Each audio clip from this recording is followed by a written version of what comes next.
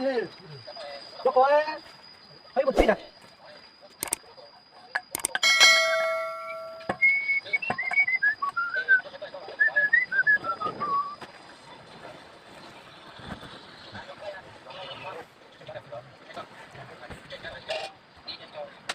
Ok, mỗi pin là bọn tôi nào cắt kia. Tôi nói cho đây. Ô. Lô nó ra. Sao lại lô? Nào, gì? Ôi trời ơi. Ô. Để cho. Để con tính. Để tính. Một mình nào. Gì? Sao nó? Là kita ulo mà tính thôi. Làm tao bỏ. Chưa biết đi đâu. Một con nó nó sờ đi chứ. Nó đi cua. Bỏ. Cho con phải thứ mình bảo một con thấy thấy. Con thấy không? Mày tối à? Lo con. Nằm có đi không? Trên mà nãy nó bỏ lên chơi chơi nó nằm nó đi không? Nói rồi nhớ.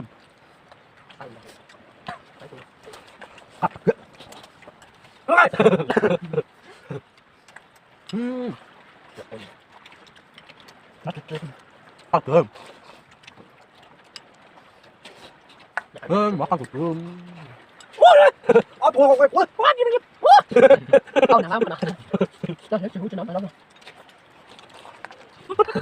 Nặng mà bạn nói. Sạch đi nói một nó nó. Nó cháu không được. Nó đâu.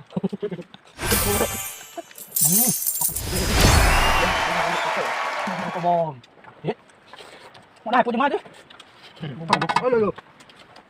Rồi con xuống rồi. Nó sẽ đợi em vào. Được rồi. Con mồ. Rồi ra.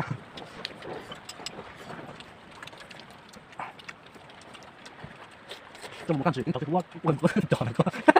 Đi con lông quá. Chắc căng đúng rồi à.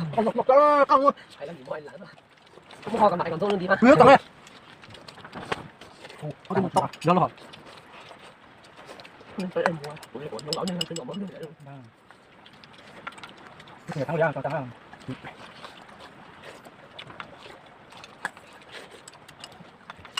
Nó còn cái con chơi này.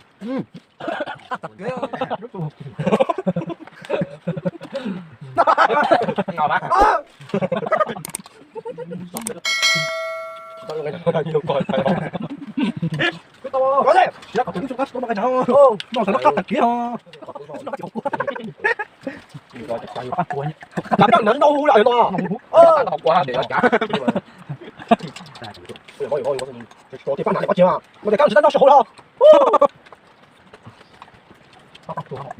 Chết tốt rồi. Không có chuyện mà. Đang nó có nhiều món. Đọc quá. Sẽ có một cái cuốn nào đó. Con nhìn mua. Nó học cái gì làm gì? Học cái chắc là không làm được. Làm quá rồi. Quá rồi. Xong rồi mình làm. Phát gì? Được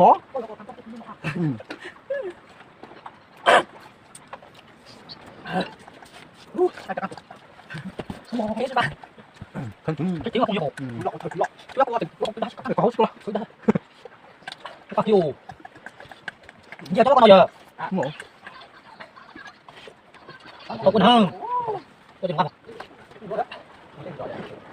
Đi. Cho học chắc. Lọ thôi. Lọ. Chặt ra tao chúng nó có thể chặt ra là cái xong rồi. Con chặt hồn lọ đi.